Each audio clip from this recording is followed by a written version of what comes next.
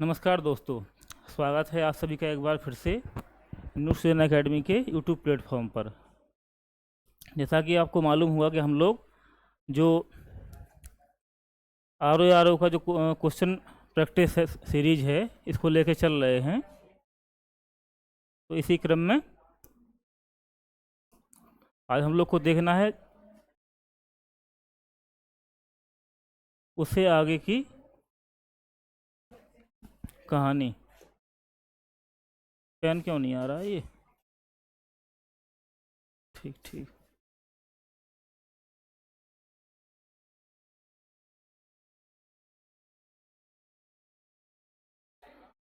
चलिए देखते हैं हम लोग आज का जो पहला प्रश्न है कि कौन सा प्रश्न है, इसमें हम लोग देखेंगे। तो सर्वप्रथम जो आज का प्रश्न है वो क्या है? निम्न में से किस स्थान पर भारत में प्रथम नगर निगम स्थापित किया गया था? क्योंकि क्या होता है कि जब अंग्रेज आते हैं यहाँ पर, उसके बाद उन्होंने अपना एक जो भी शासन करने का जो प्रणाली थी वो विकसित करते हैं धीरे धीरे। जो भी यूरोपीय व्यवस्था थी उसको लागू करते हैं। तो उसी क्रम में ये पूछा गया है कि सर्वप्रथम नगर निगम स्थापित किया गया वो कहाँ पर हुआ था? प्रथम नगर निगम की स्थापना मद्रास में हुई, जो कि कब हुई? ये 1688 ईस्वी में। इसके बाद जो नगर निगम स्थापित हुए वो कहाँ पर? कलकत्ता और बॉम्बे में। ये कब हुए? 1726 ईस्वी में। दोनों जगहों पर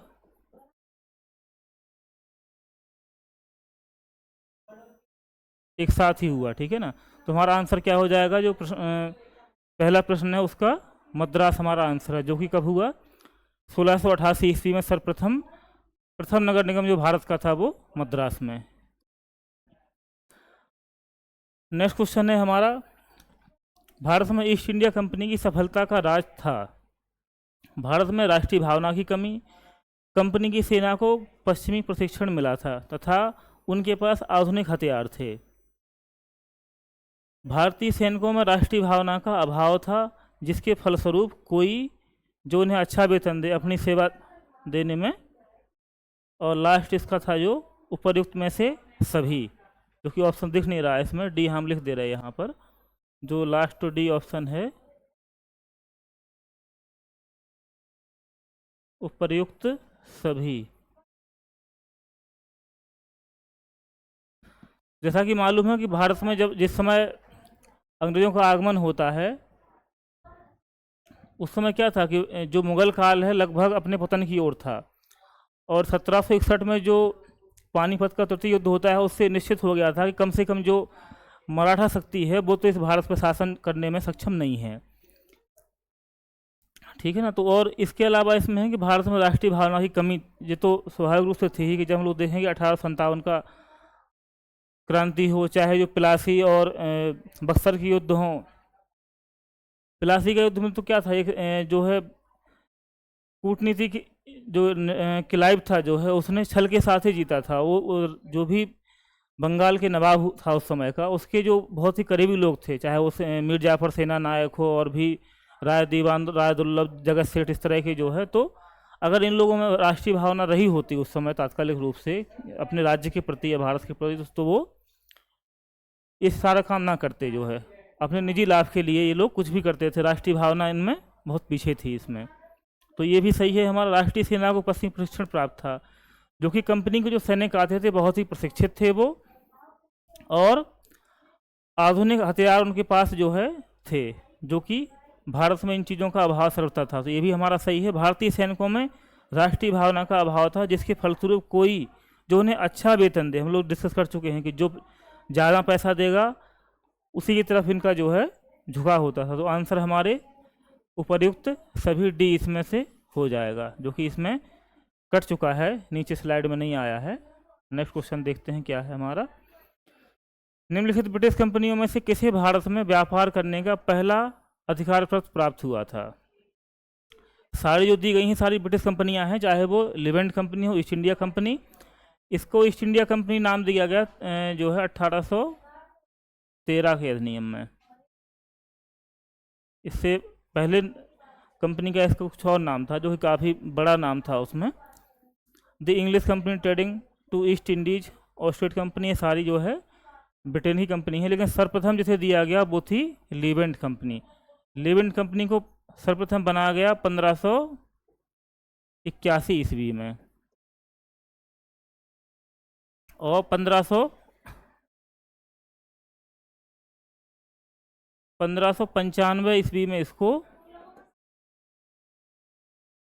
अधिकार दिया गया कि वो भारत से या जो भी ईस्ट इंडीज़ के देश हैं, पूर्वी देश हैं, उनके साथ व्यापार। लेकिन इसमें जो दोनों में जो मेन अंतर है ईस्ट इंडिया कंपनी और लीवेंट कंपनी में, इसको जो अधिकार मिला था वो मिला था स्थलीय मार्ग से व्यापार करने का। कहाँ से? स्थलीय मार्ग से व्यापार का अधिकार प्राप्त हुआ था। और जो ईस्ट इंडिया कंपनी थी इसको हुआ था समुद्री मार्ग से। कहाँ से? समुद्री मार्ग से। इसकी स्थापना कब होती है? 31 दिसंबर 1600 में, और इसकी स्थापना 1581 ईस्वी में, और 1595 में ये भारत पहुंचते हैं। निम्नलिखित यूरोपीय व्यापारिक कंपनियों में से किसने सूरत में सर्वप्रथम अपना कारखाना स्थापित किया था? यहाँ बात हो रही है किसकी? जिसने सूरत में सर्वप्रथम अपना कारखाना स्थापित किया। सूरत एक ऐसी जगह है जिसमें लगभग सभी कंपनियों ने अपने को स्थापित किया वहाँ पे जो है। तो हम लोग देखेंगे इसी क्रम में कि सूरत में सर्वप्रथम किसने स्थापित अपना फैक्ट्री की स्थापना की। सबसे पहले जो सूरत में हुई है वो हुई है अंग्रेजों ने की। इन्होंने किया था 1613 ईस्वी में। ठीक, होता क्या है कि इस समय जो मुगल शासक जहांगीर का शासन है, और जो पहली फैक्ट्री पूछी जाती है ना अंग्रेजों की, प्रथम कोठी व्यापारिक थी जो, इसकी स्थापना 1611 ईस्वी में मसूलीपट्टनम, कहाँ पर? मसूलीपट्टनम में स्थापित हुई। ये कब हुई? 1611 में। अब अंग्रेज जाते जहांगीर के पास में कि हमको सूरत में जो स्थायी बनाने की अनुमति दीजिए।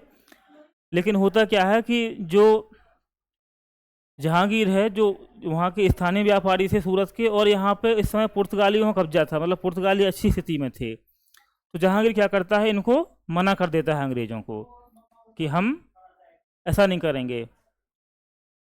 तो इसी दरमियान क्या होता है कि स्वाली एक जगह पड़ती है, तो स्वाली के युद्ध में जो पुर्तगाली भिड़े थे, 1611 में ही युद्ध होता है, और पुर्तगालियों को ये जो अंग्रेज होते हैं वो हरा देते हैं युद्ध में। और इससे जो है जहांगीर बहुत प्रभावित होता है कि उसके बाद इसको अंग्रेजों को कहाँ पे? सूरत में। ये कैसा स्थायी कारखाना है ये जो है, ये अस्थाई है। जो मसूलीपट्टनम में खोला गया ये अस्थाई था, ठीक है ना।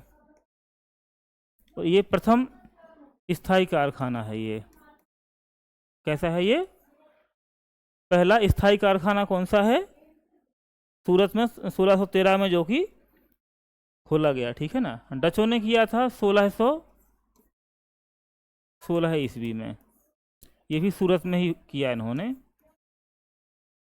और तुम्हारे जो फ्रांसीसी थे, इन्होंने किया 1668 ईस्वी में।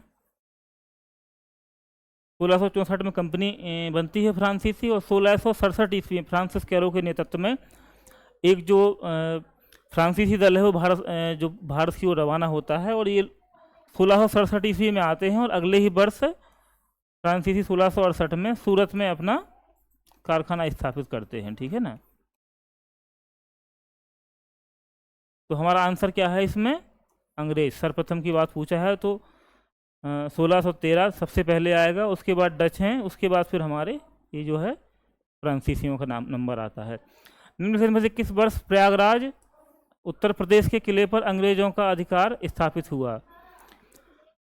तो जो अंग्रेजों का स्थापित होता है इस पे, वो कब होता है? 1798 ईस्वी में। जो अवध के नवाब थे तात्कालिक उस समय के, जो है उन्होंने 1798 में अंग्रेजों को एक किले सौंप दिया था जो है। लेकिन इसमें चूँकि ऑप्शन में कोई 1798 ऑप्शन है, लेकिन नियरेस्ट ऑप्शन हमारा यही है, तो इसी को हम लोग आंसर मान सकते हैं। लेकिन जो एग्जैक्ट डेट है वो है 1798, जो सन है वो एग्जैक्ट यही है असल में। तो हमारा आंसर क्या हो जाएगा? डी। असल में जो 1798 जिसने अंग्रेजों को अधिकार दिया किस पे, किले पे, तो वो थे सआदत अली खान। सआदत अली खान, ठीक है ना। और द्वितीय सआदत अली खान द्वितीय ने ये अधिकार उनको दिया था। नेक्स्ट देखते हैं, फ्रांसीसी ईस्ट इंडिया कंपनी संस्थापित हुई। जैसा कि देखा हम लोगों ने कि जो फ्रांसीसी ईस्ट इंडिया कंपनी स्थापित कब हुई, पूछा है कि संस्थापित, इसकी स्थापना किसके काल में हुई बेसिकली? लुई 14वें, 13वें, 15वें और 16वें। तो लुई बेसिकली जो फ्रांस के राजा को लुई बोलते थे। जैसे कि जो था रूस था उस समय, रूस में राजा को क्या बोलते थे? जार। क्या था रूस का राजा? जार। जार बोला जाता था इसे। और फ्रांस में लुई।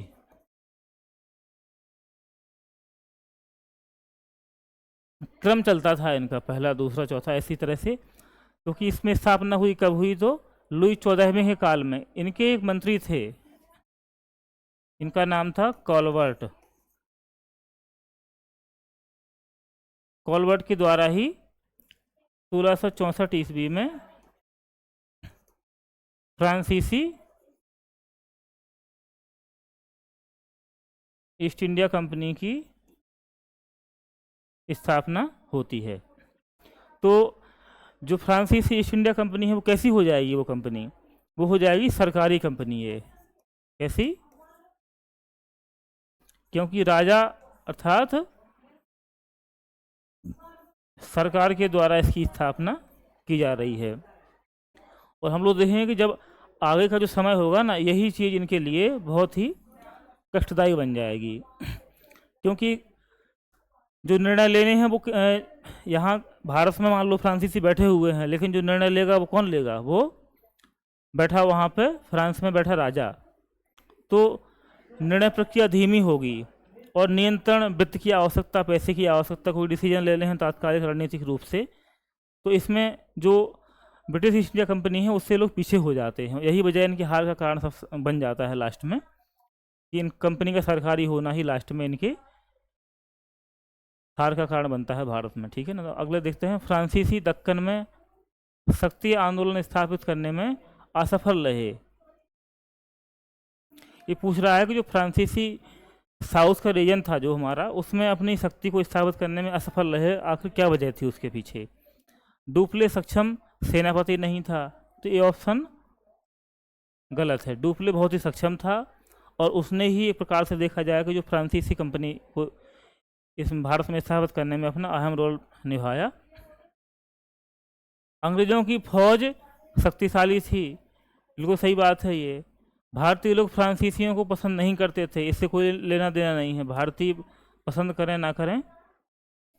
पांडिचेरी सामरिक केंद्र था, तो इसमें क्या है कि जो सबसे महत्वपूर्ण वो ऑप्शन है वो है बी हमारा। तो आंसर क्या हो जाएगा? बी। चलिए नेक्स्ट क्वेश्चन देखते हैं हम लोग। अच्छा ये है हमारा, देखिए, पांडिचेरी, गोवा, ट्रानकेबार, सद्रास। असल में जो इन्होंने अपने जो व्यापारिक केंद्र खोले उनके वो दे रखा है, ये है हमारी जगह जो है, और ये कंपनियों के नाम है कि डच जो आए उनका कहाँ पे व्यापारिक केंद्र जो है। जैसे हम लोगों ने पढ़ा था जो है कि जो फ्रांच थे, फ्रांसीसी यानी, वो कहाँ पे 1510 में उन्होंने गोवा जीता सबसे पहले बीजापुर के आदिल शाह से। तो क्या हो जाएगा? बी का 2 हो जाएगा हमारा, अर्थात ये बी का 2। सदरास में कौन था? सदरास में थे डच, अर्थात डी का वन और बी का, सॉरी गोवा पुर्तगाली का था ये। और किसका था? गोवा किसका था? पुर्तगालियों का। पुर्तगालियों ने ही जीता था। और ट्रान के बाद तुम्हारा किसका है? ये डेन्स का है। और पांडिचेरी जो कि फ्रांस के कब्जे में था जो है। तो हमारा आंसर जो है ए का 2, बी का 3, ए का 2, बी का 3, सी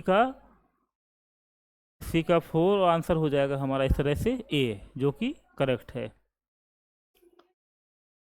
किन स्थानों पर डचों ने अपने व्यापारिक अड्डे स्थापित किए? ये पूछ रखा है कि जो कौन कौन से स्थान थे जहाँ पे जो डच आए उन्होंने अपने व्यापारिक कोठियाँ स्थापित की।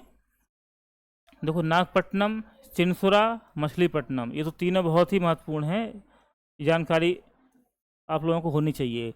सूरत, भरूच, आगरा, सूरत भी बहुत फेमस जगह थी इनके लिए। कोचीन, अहमदाबाद, पटना। तो इनमें से क्या है ना, उपर्युक्त सभी जगहों पर जो डच लोग थे इन्होंने अपने व्यापारिक अड्डे स्थापित किए। नेक्स्ट क्वेश्चन देखते हैं,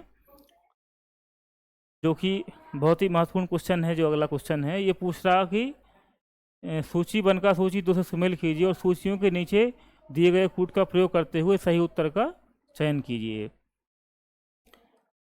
इसमें दे रखा पर्यावरण को क्या बोलते हैं? इकोलॉजी। जीवाश्म, पक्षी क्या होता है? ऑर्निथोलॉजी। वंशागति, जेनेटिक्स। और जीवाश्म होता है पैलियोबायोलॉजी। यानी डी का 1, क्योंकि देखो डी का 1 सिर्फ एक ही में है, तो इसी से हमारा आंसर निकल आ रहा है। अगर आपको वैसे मालूम भी ना हो कोई, तो तरीका होता है एग्ज़ाम हॉल में कि अगर कभी कभी क्या होता है, केवल एक अगर पता हो आपको, उसी से आंसर मिल जाता है।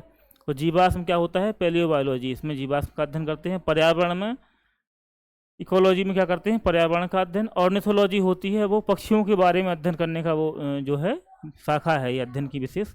जेनेटिक्स में क्या बोलते हैं? वंशानुगति के बारे में। तो आंसर हमारा बी हो जाएगा इसका। चलिए नेक्स्ट देखते हैं, निम्नलिखित में से कौन सा विषय जनसंख्या एवं मानव समुदायों के महत्वपूर्ण आंकड़ों के अध्ययन से संबंधित है? ये होता है जननांकी। जननांकी में देखते हैं कि जो जनसंख्या है उसके जो क्या रीजन है, जनसंख्या जो क्षेत्र विशेष में जो जनसंख्या का पलायन होता है, वहाँ पर जन्म दर, मृत्यु दर, सारी चीज़ों का जो अध्ययन होता है वो क्या कहलाता है? इसमें जननांकी। तो आंसर हमारा हो जाएगा इसमें सी। निम्नलिखित में से कौन सा एक सही सुमेलित नहीं है? दे रखा है इसमें कौन सा सही सुमेलित नहीं है। देखो, फूलों की खेती फ्लोरिकल्चर, फसलों की खेती एग्रोनॉमी, सब्जियों की खेती हॉर्टिकल्चर और फलों की खेती पोमोलॉजी। तो आप लोगों को मालूम होना चाहिए, जो हॉर्टिकल्चर होता है ना, इसमें बेसिकली 4 चीज़ें आती हैं। हॉर्टिकल्चर के अंदर कितनी आती हैं? 4। हॉर्टिकल्चर क्या क्या आता है इसमें? फल, फूल, सब्जी और मसालों की खेती।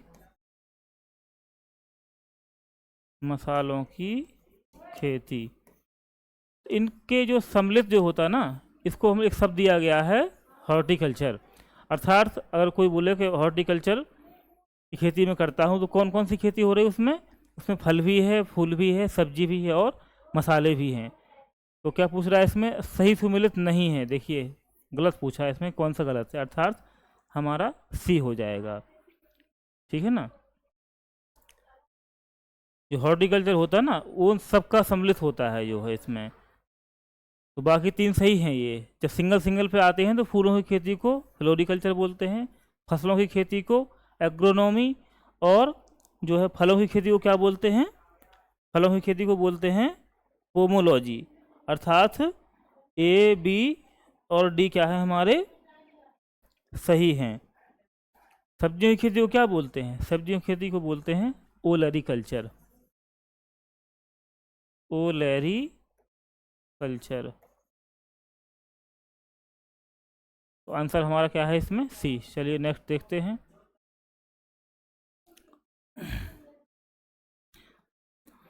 निम्नलिखित में कौन सा सुमेलित नहीं है? इसमें भी क्या पूछा है जो सुमेलित नहीं है? एपीकल्चर शहद की खेती, सेरीकल्चर सिल्क वर्म अर्थात जो सिल्क होता है, सिल्क उत्पादन जो होता है, रेशम जिसे बोलते हैं, उसकी खेती को सेरीकल्चर, पिसीकल्चर लाख का कीड़ा, हॉर्टिकल्चर हम लोग देख ही चुके हैं, उसमें क्या होता है फूल भी है, फल भी है, सब्जियां भी हैं और मसाले भी हैं।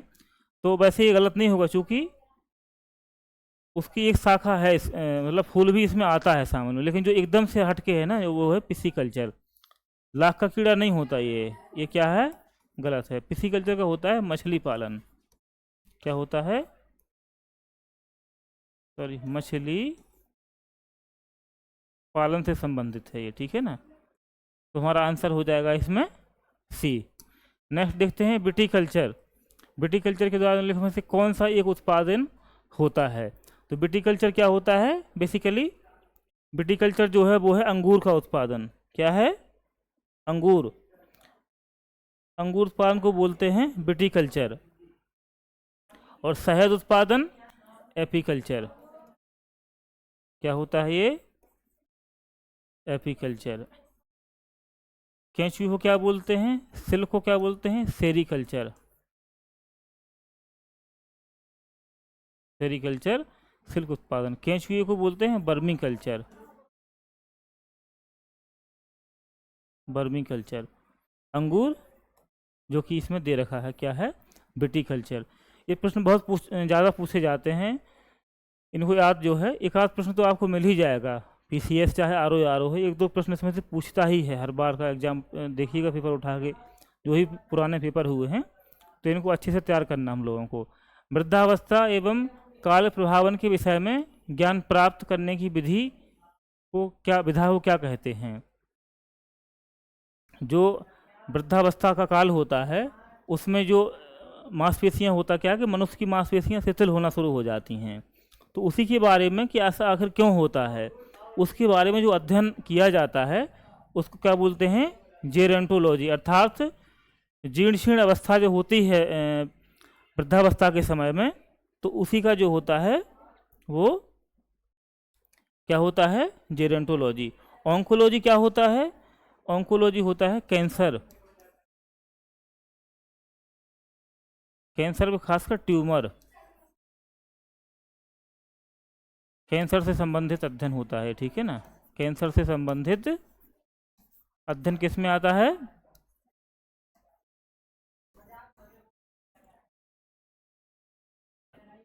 टेरोटोलॉजी और ऑर्निथोलॉजी। टेरोटोलॉजी क्या होती है? जो विकास होता है, शारीरिक विकास होता है, उसमें आने वाली जो असमानताएं होती हैं, जो बाधाएं होती हैं शारीरिक विकास में आने वाली, शारीरिक विकास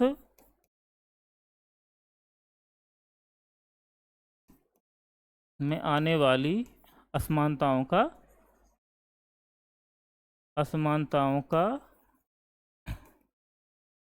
अध्ययन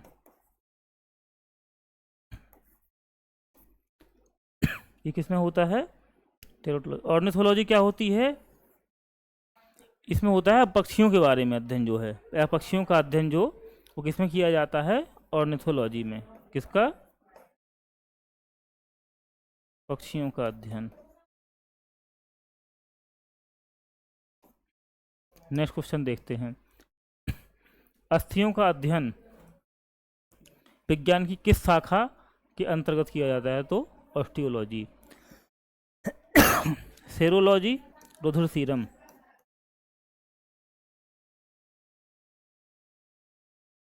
रुधिर सीरम। जियोलॉजी पृथ्वी की आंतरिक संरचना। क्या है ये? पृथ्वी की आंतरिक संरचना के बारे में जो अध्ययन किया जाता है, आंतरिक संरचना अध्ययन। रुधिर सीरम के बारे में अध्ययन, रुधिर सीरम का अध्ययन। ओरोलॉजी पर्वतों के बारे में अध्ययन, ये क्या होता है, पर्वतों के बारे में अध्ययन।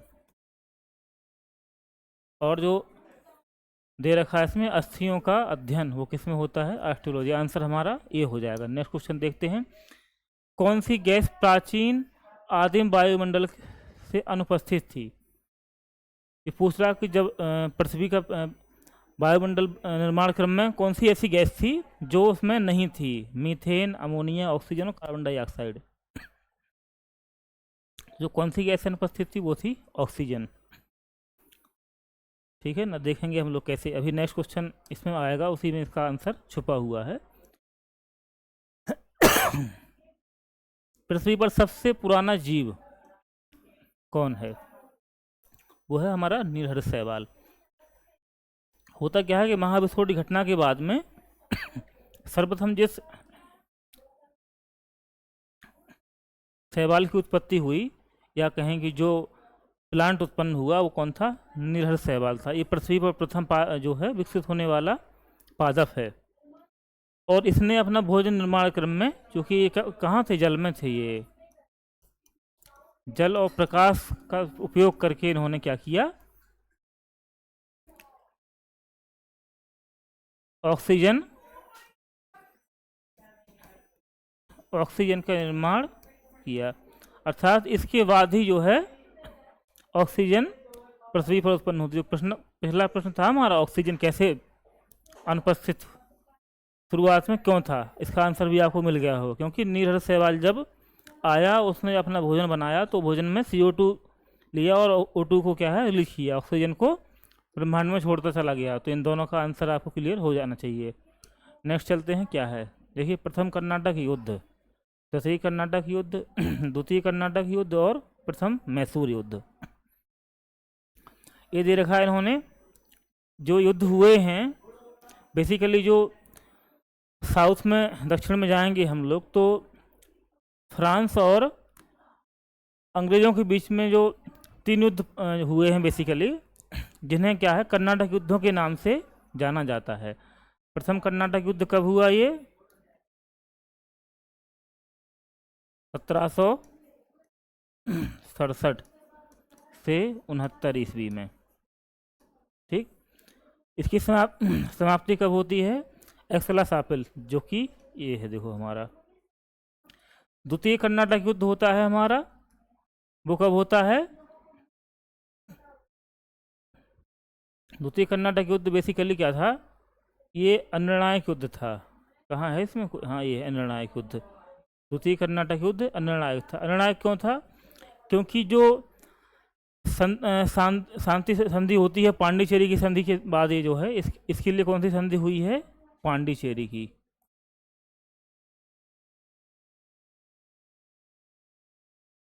पांडिचेरी की संधि जो कि 1755 में होती है।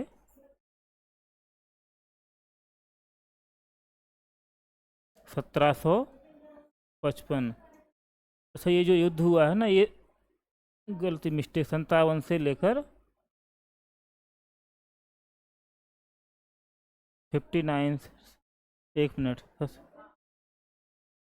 पांडिचेरी की संधि जो हुई है वो कब हुई है, 1755 में।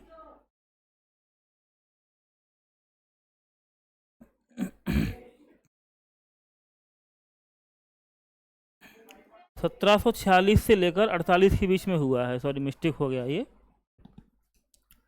एक मिनट, इरेजर से।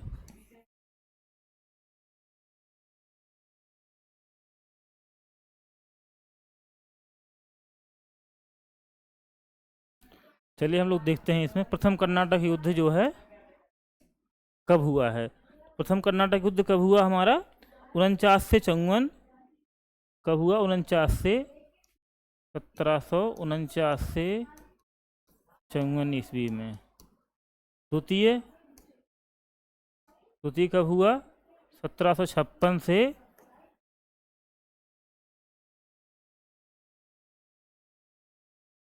63।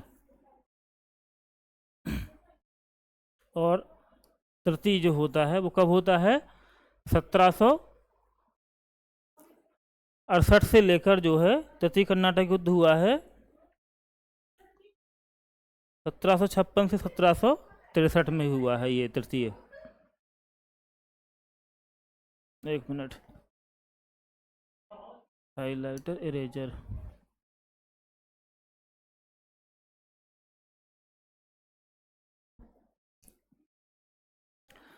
चलिए प्रश्न में चलते हैं हम लोग। क्या है कि प्रथम कर्नाटक युद्ध एक्सलासाइपल के बाद खत्म हुआ। तृतीय कर्नाटक युद्ध जो समाप्त हुआ है वो हुआ है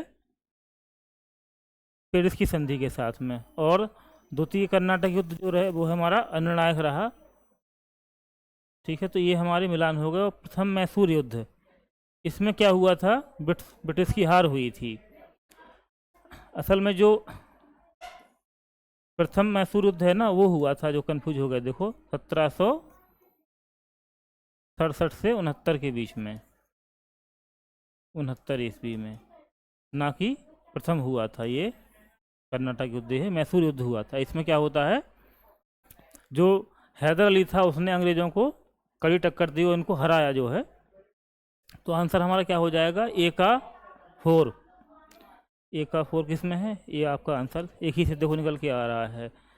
बी का 1, बी का 1, सी का 3। ठीक, आंसर हमारा हो जाएगा सी। तो प्रथम कर्नाटक युद्ध कब हुआ जो है, 1746 से 48, 49 से 54 और 56 से 63 तक हुए हैं युद्ध जो है।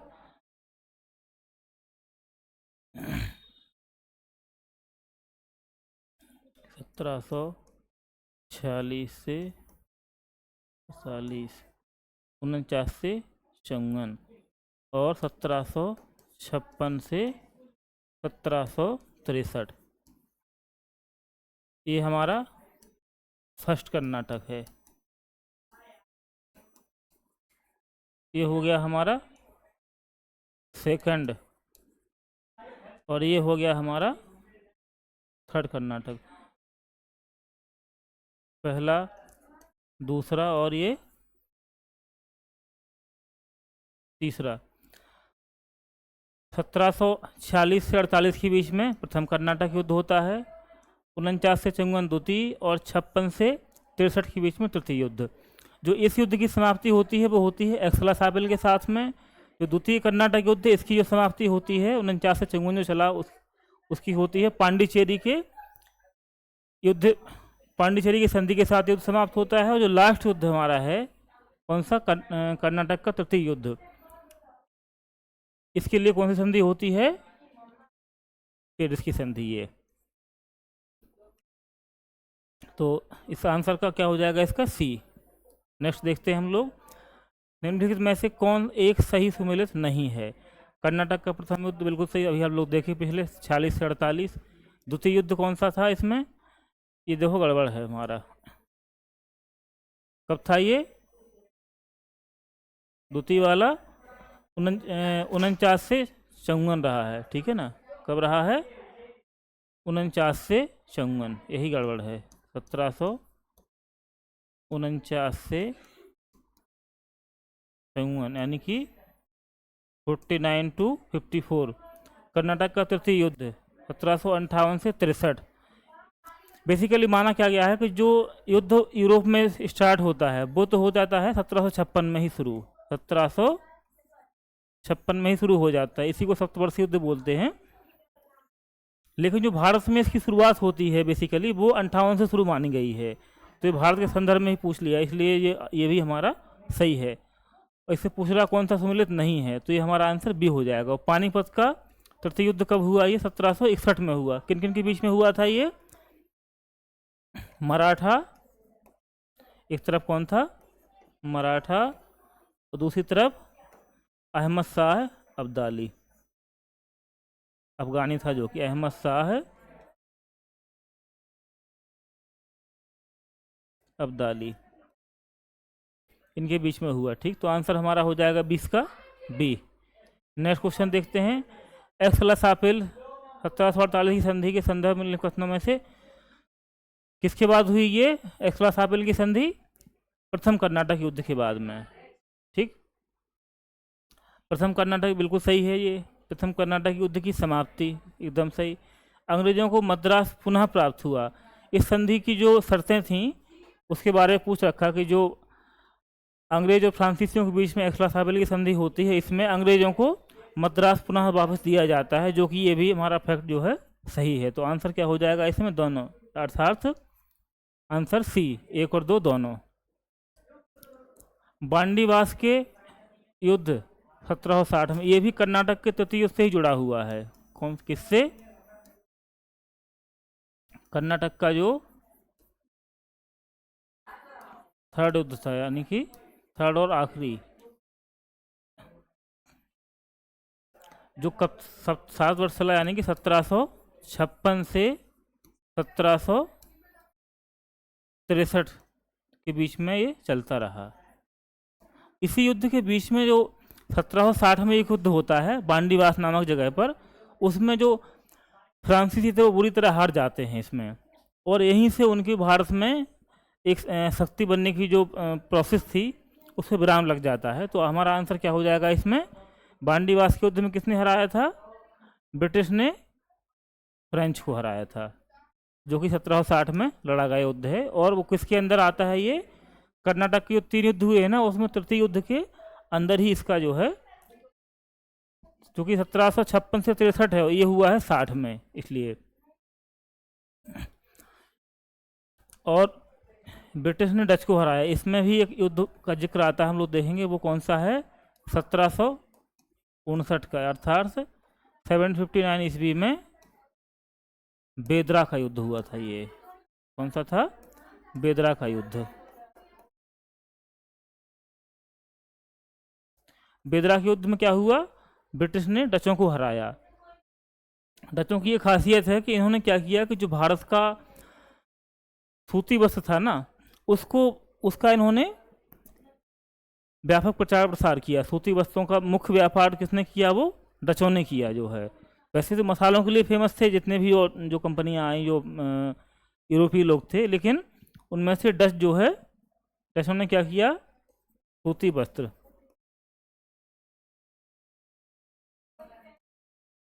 सूती वस्त्र का इन्होंने मुख्यतः व्यापार किया। भारत में अंग्रेजों की सफलता तथा फ्रांसीसियों की असफलता के कारण इस संदर्भ में इन कथनों से कौन सा सही पूछा है इसमें? अंग्रेजों को बंगाल विजय से अपार धन एवं जनशक्ति का मिलना, बिल्कुल सही बात है भाई। अंग्रेजों की बेहतर नौसैनिक ताकत, ये भी सत्य है एकदम।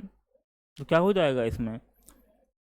दोनों हो जाएंगे, क्योंकि 23 जून 1757 को प्लासी का युद्ध होता है, और उसके बाद 1764 में बक्सर का युद्ध होता है।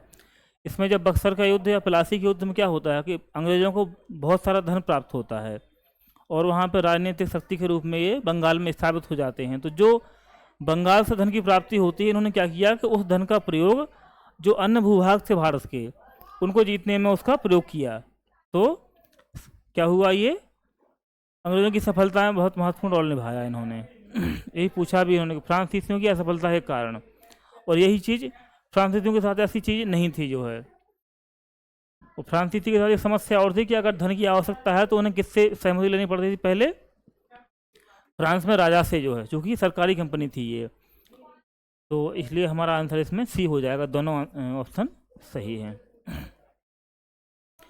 निम्नलिखित में से कौन एक मुगल सम्राट द्वारा नियुक्त बंगाल का अंतिम गवर्नर या सूबेदार था? ठीक, क्योंकि ये पूछ रहा कि अंतिम गवर्नर जिसे मुगल शासक ने नियुक्त किया हो वो कौन है, पूछा है। मुगल सम्राट द्वारा नियुक्त बंगाल का अंतिम गवर्नर अर्थात सूबेदार, वो था हमारा मुर्शीद कुली खां। बेसिकली 1700 में औरंगजेब ने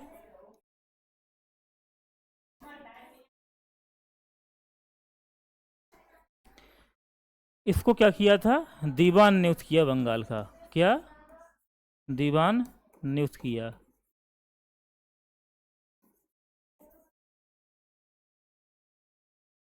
1700 ईस्वी में। और 1717 ईस्वी, इस समय कौन है शासक? फर्रुखसियर।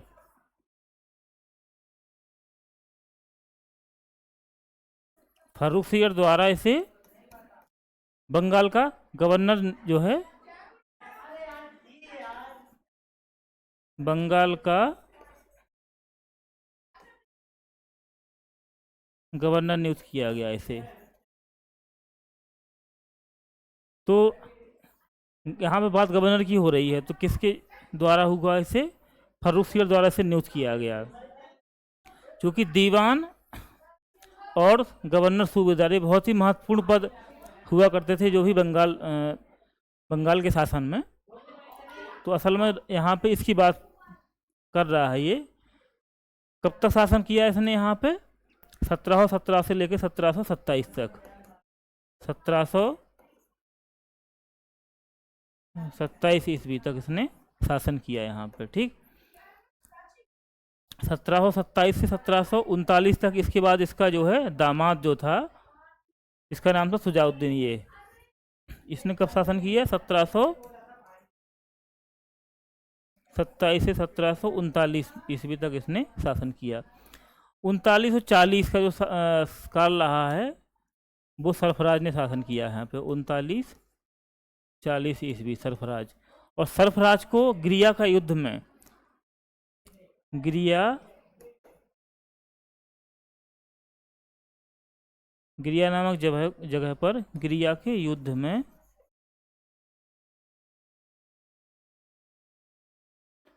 अलीवर्दी खान ने किसको हराया? सरफराज को।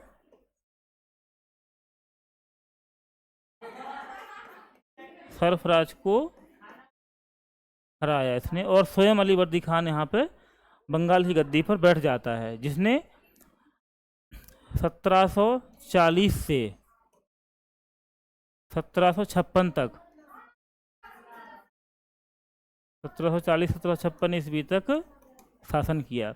और 1756 में जब इसकी मृत्यु होती है, तो चूंकि इसके कोई लड़का नहीं था अलीवर्दी खां, इसकी 3 बेटियां थीं। तो सबसे छोटी बेटी थी, उसका जो लड़का था सिराजुद्दौला, उसको ये नवाब घोष करके मर जाता है।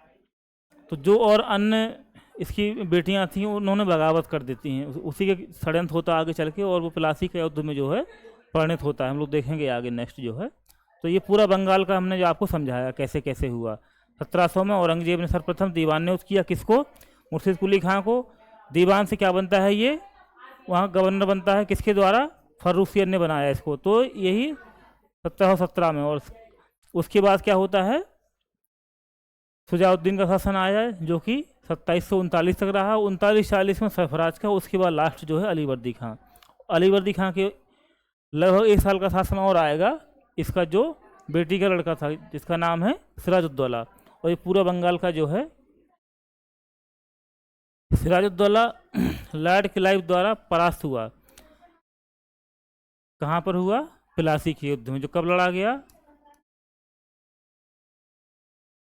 23 जून 1757 को। बक्सर का युद्ध कब हुआ था? ये अक्टूबर 1764 में हुआ। ये कब हुआ? 1764 में। मुंगेर मुंगेर राजधानी असल में बनाता है कौन? मीर कासिम। अभी तो मुर्शिदाबाद इस समय जो है, मुर्शिदाबाद से मुंगेर जो है, तो वहाँ पर गन फैक्ट्री की स्थापना करेगा। जो आगे का इतिहास है इसका। बांडी मास हम लोगों ने देखा ही है, जो 1760 में फ्रांस और अंग्रेज़ों के बीच में युद्ध होता है। उस कौन सी जगह पर होता है वो? 1760 का बांडी मास को। इसमें फ्रांसीसियों की हार होती है। इसमें फ्रांसीसियों की हार हुई, ठीक। नेक्स्ट चलते हैं हम लोग। स्वर्ग से उत्पन्न सेना नायक किसके लिए कहा गया कथन है? किसके लिए? ये हमारा है रॉबर्ट क्लाइव। किसने कहा? विलियम पिट ने। विलियम पिट। चूंकि भारत में जो अंग्रेज सत्ता की स्थापना में रॉबर्ट क्लाइव का सबसे महत्वपूर्ण योगदान है। क्योंकि रॉबर्ट क्लाइव ही था जिसने सर्वप्रथम बंगाल पे अपना अधिकार जमाया। तो इसके लिए कथन विलियम पिट ने कहा है कि ये कोई साधारण आदमी नहीं था। ये कौन था? स्वर्ग से सीधा सेना नायक जो है, ईश्वर का भेजा हुआ, देवताओं का भेजा हुआ कौन था? सेना नायक था ये। केरल का कुट्टानाड या कुटनाडु प्रसिद्ध है, किसके लिए है ये? बेसिकली ये जो जगह है इसके बारे में दे रखा, ये समुद्र से लगभग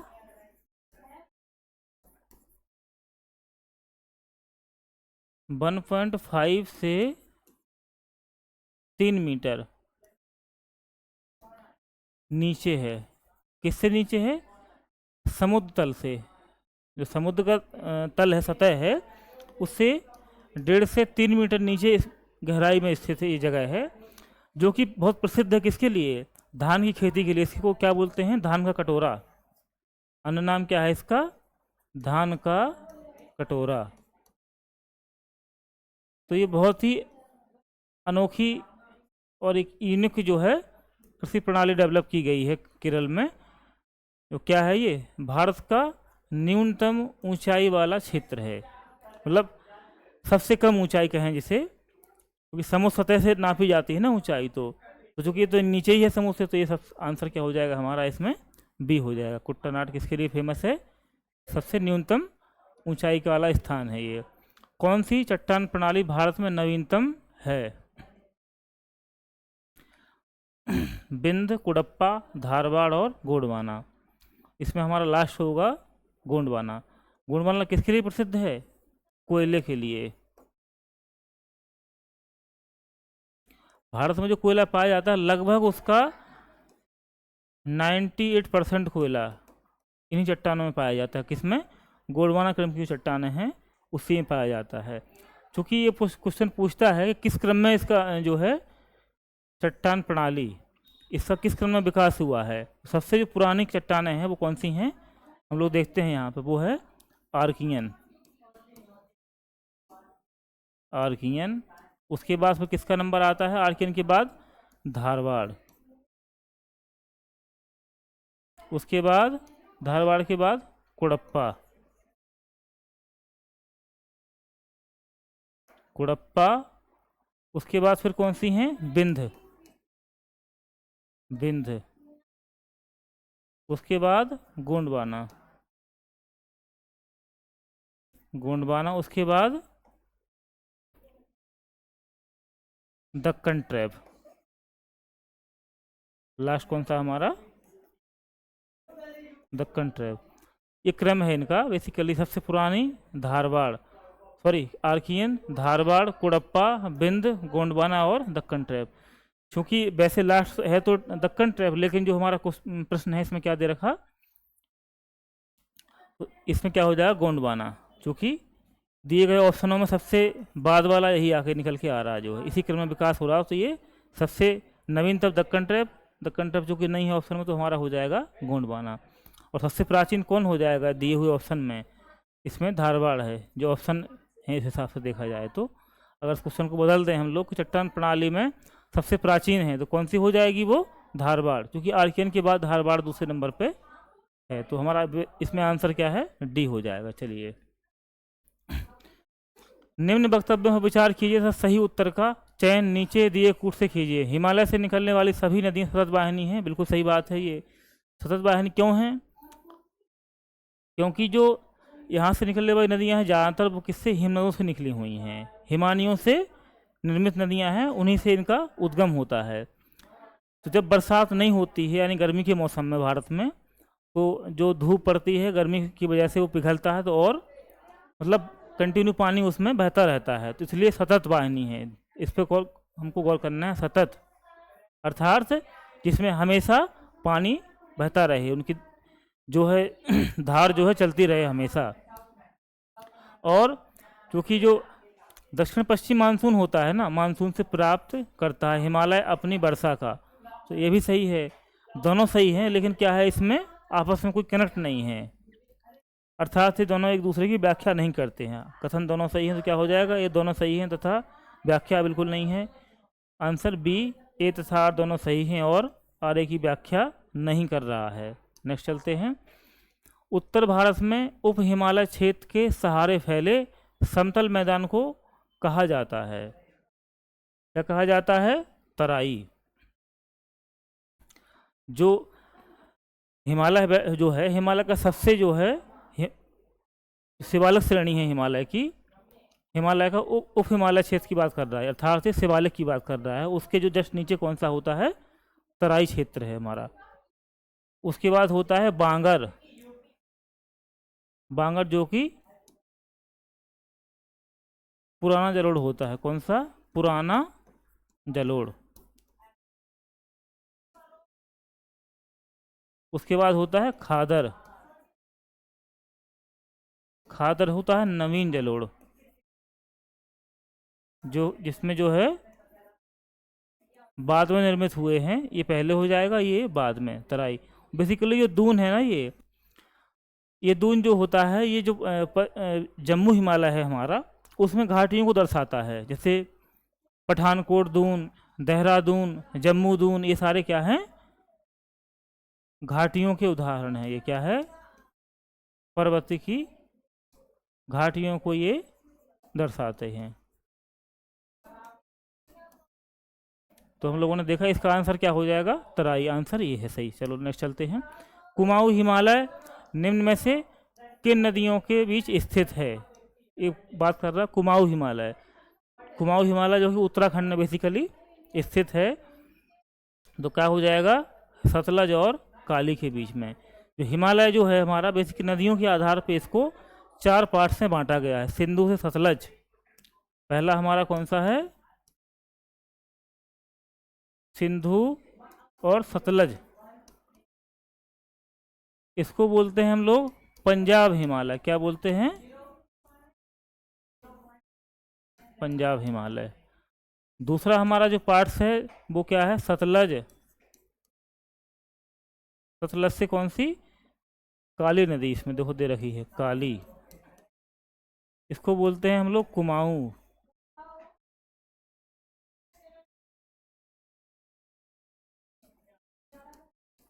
कुमाऊं हिमालय। उसके बाद हमारा कौन सा है, काली से तिस्ता। तीसरा जो है हमारा काली, काली से तिस्ता के जो बीच है वो कौन सा है, नेपाल हिमालय है। वो कौन सा है, नेपाल हिमालय। और चौथा और लास्ट जो, वो कौन सा है हमारा, तिस्ता और ब्रह्मपुत्र के बीच में। तिस्ता और ब्रह्मपुत्र, इसको क्या बोलते हैं, असम हिमालय। क्या है ये, असम हिमालय। तो जो नदियों के आधार पर हिमालय का जो डिवीजन किया गया है, बांटा गया है, वो 4 पार्ट्स का टोटल जो हम लोगों ने देखे हैं। ठीक, नेक्स्ट देखते हैं। शिवालिक शैल समूह के दक्षिण में भाबर क्षेत्र उदाहरण है। ये किसका है उदाहरण, गिरिपद की स्थिति का। अर्थात शिवालिक की जो है गिरिपद प्रदेश होता है, नीचे वाला जो प्रदेश है उसको ये दर्शाता है। अभी हम लोग ने पिछले डिस्कस भी कर चुके हैं इसको। हम लोग देखते हैं अगला क्वेश्चन। निम्नलिखित में से कौन सबसे नवीन पर्वत श्रेणी है। नवीन कौन सी है, शिवालिक। सबसे प्राचीन श्रेणी कौन सी है भारत की, वो है हमारी अरावली। अरावली पर्वत श्रृंखला है जो सबसे प्राचीन है और सर्वाधिक नवीन शिवालिक। तो आंसर हमारा हो जाएगा इसमें सी। कौन सी है, शिवालिक श्रेणी। देखते हैं अगला क्वेश्चन। निम्नलिखित राज्यों में से कौन सा पटकाई पहाड़ियों से संलग्न नहीं है। पटकाई तो कौन सा है वो, त्रिपुरा नहीं है इसमें। बाकी नागालैंड, मणिपुर, मिजोरम, मेघालय और असम, ये मेघालय भी है और असम भी है। ठीक है ना ये पटकाई पहाड़ियों से जुड़े हुए हैं। कौन सा नहीं जुड़ा, हमारा आंसर बी हो जाएगा। सबसे बड़ा आकशेरुकी स्क्विड, अर्थात जिसमें जो बोन मैरो है वो नहीं पाया जाता है, उसे आकशेरुकी बोलते हैं। वो सबसे बड़ा कौन सा है, स्क्विड, जो कि लगभग 10 से 12 मीटर इतनी लंबाई का जो है सर्वाधिक बड़ा आकशेरुकी जीव है। तो आंसर हमारा हो जाएगा इसमें बी। जैसा कि जानते हैं जेलीफिश, ऑक्टोपस और ये सारे कैसे हैं, कशेरुकी जीव हैं ये। तो ये तीनों बाहर हैं इससे और हमारा आंसर बी हो जाएगा। नेक्स्ट चलते हैं। निम्नांकित में से कौन सा कीट नहीं है। कीट की विशेषता क्या होती है? वैसे हम लोग देखें कीट की विशेषता, कीट की विशेषता होती है कि उसमें 3 जोड़ी पैर पाए जाते हैं। कितने जोड़ी होते? जो कि 3 जोड़ी पैर पाए जाते हैं उसमें, अर्थात 6, टोटल 6 लेग्स होते हैं इसमें। लेकिन मकड़ी में कितने पाए जाते हैं? 8 लेग्स, ठीक है ना। मकड़ी में कितने हैं? 8 लेग्स। तो क्या हो जाएगा, मकड़ी इस श्रेणी से, कीट की श्रेणी से बाहर, बाकी सारे जो है कीट की श्रेणी में आते हैं। तो आंसर हो जाएगा हमारा बी। निम्नलिखित में से किस जीव का रक्त सफ़ेद होता है? वो हमारा तिलचट्टा अर्थात कॉकरोच, क्योंकि इसका रंगहीन होता है, रंगहीन कहें सफ़ेद कहें, क्योंकि इसके जो रक्त में हीमोग्लोबिन नहीं पाया जाता है। और ऑक्सीजन, चूँकि होता क्या है ना कि जो तिलचट्टा होता है ये ऑक्सीजन डायरेक्ट लेता है, अपने जो रक्त स्किन होती है इसकी, उसमें कुछ होल्स होते हैं ऐसे, इनसे डायरेक्ट ऑक्सीजन जो है ये ग्रहण करता है अपनी बॉडी में। तो क्या है, इसके में हीमोग्लोबिन भी नहीं होता है, और जब हीमोग्लोबिन नहीं होगा तो क्या होगा, जो रेड होता है, हम लोगों को मानवों का रक्त है, जो जितने भी जीव जंतु हैं ना उनका रेड होता है, क्योंकि उसमें हीमोग्लोबिन की मात्रा पाई जाती है। तिलचट्टा क्या हो जाएगा, हमारा आंसर हो जाएगा जो क्या हो जाएगा, बी। चलिए नेक्स्ट देखते हैं। मकड़ियों द्वारा उत्पादित रेशम कहलाता है। ये क्वेश्चन बहुत ही महत्वपूर्ण है, लगभग यूपी आरओ का तो बहुत फेमस क्वेश्चन है, आरओ का इम्पोर्टेंट क्वेश्चन है ये। 2-3 बार लगातार पूछा जा चुका है प्रश्न, आगे भी शायद पूछ ले। तो वो कौन सा है, गोसामर रेशम। बाकी जे और जो रेशम होते हैं, इरी, टसर, मूंगा, मलवरी, ये और जो रेशम हैं उनके और प्रकार हैं। कौन से? इरी, मलवरी, टसर और मूंगा। बेसिकली ये 4 जो है मुख्य प्रकार हैं किसके, रेशम के। और जो मकड़ियों द्वारा उत्पादित किया जाता है जो, वो कौन सा है, गोसामर। आंसर क्या हो जाएगा हमारा, बी। नेक्स्ट देखते हैं। सबसे बड़ा आकशेरुकी है। अभी हम लोग देखिए क्वेश्चन शायद दोबारा आ गया है, कौन सा है, स्क्विड है, जो कि 10 से 12 मीटर लंबा होता है। कौन सा? कीट नहीं है, इसमें मकड़ी है, क्योंकि 8 पैर होते हैं, और कीट वर्ग में कितने होते हैं, 6 लेग्स टोटल पाए जाते हैं। तो ये भी शायद दोबारा सफ़ेद रक्त होता है तिलचट्टा अर्थात कॉकरोच का। नेक्स्ट हम लोग देखते हैं, मकड़ियों द्वारा उत्पादित रेशम कहलाता है। अभी देखा गोसामर रेशम। नेक्स्ट हमारा आंसर है, क्वेश्चन है सॉरी, मच्छरों के बारे में निम्नलिखित कथनों पर विचार कीजिए। केवल नर रक्त चूसते हैं, गलत है, क्योंकि जो केवल मादा रक्त चूसती है ये हमारा सही है। इसमें मादा पौधों का रस चूसती है, ये भी सही है। मादा की अपेक्षा नर के डाने बड़े होते हैं, गलत है, क्योंकि जो रक्त चूसने का काम किसका है, बेसिकली मादा का है, तो मादा के डाने बड़े होने चाहिए, तो नर के नहीं होते। ये हमारा कैसा हो जाएगा, गलत। ये भी हमारा गलत है। नर की अपेक्षा मादा के डाने बड़े होते हैं, डंक जो जिससे वो खून पीते हैं बैठ करके। तो हमारा आंसर कौन कौन से सही हैं, देखिए प्रकृति ने जितनी भी मादाएं हैं ना उनको एक शक्ति से नवाजा है। चाहे किसी भी आप प्रजाति में देखिए, शेरों में जाएंगे आप तो जितना भी शिकार करती हैं वो शेरनियाँ करती हैं, शेर शिकार नहीं करते हैं। इसी तरह से आप हाथियों में जाएंगे तो जो पूरा समूह को नेतृत्व करती है वो हथनी करती है, वो भी जो सबसे बुजुर्ग होगी, सबसे बूढ़ी हथनी होगी। तो शक्ति जो है ना, वो नेतृत्व की शक्ति पर्यावरण ने या जो कहें प्रकृति ने किसको, मादाओं में दी है, ज़्यादा शक्तिशाली इनको बनाया है। तो आंसर हो जाएगा हमारा 2, 3 और 5, 2, 3, 5। 2, 3, 5 नहीं है, केवल 3 और 5 ही, अर्थात आंसर हो जाएगा हमारा सी। इसमें जो दिए गए ऑप्शन है उसमें सी हो जाएगा आंसर। रेगिस्तान में आवास करने वाले जानवर कहलाते हैं, अर्थात जो अपना आवास रेगिस्तान में बना लेते हैं और वहाँ पे अपने आप को उपयुक्त या सक्षम बना लेते हैं वहाँ रहने के लिए। जो भी शुष्क जलवायु में उस पर्यावरण में अपने आप को ढाल लेते हैं उसको क्या बोलते हैं, मरुद्भिद जानवर। और जो वनस्पति वहाँ पे उगती है, कहाँ, रेगिस्तान में, सूखे इलाकों में, उसको बोलते हैं मरुद्भिद वनस्पति। तो आंसर हो जाएगा इसमें ए। वृक्षावासी जानवर जैसे कि नाम से ही मालूम चल रहा कैसे होंगे, ये वृक्षों पर रहने वाले जानवर होंगे। बिल बनाने वाले जानवर जो ज़मीन के अंदर अपना बिल और होल बना के रहते हैं।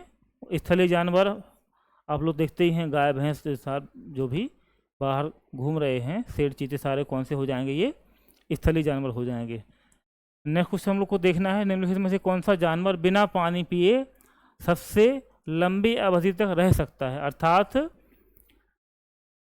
बिना पानी के सर्वाधिक जो है कौन सा है, वो कंगारू चूहा बिना पानी के सर्वाधिक लंबी अवधि तक रह सकता है। ऊँट भी है इसमें, लेकिन ऊँट से भी ज़्यादा जो है कंगारू चूहा। और ये अपना जो मूत्र उत्सर्जन करता है ना, मूत्र उत्सर्जन वो ठोस होता है।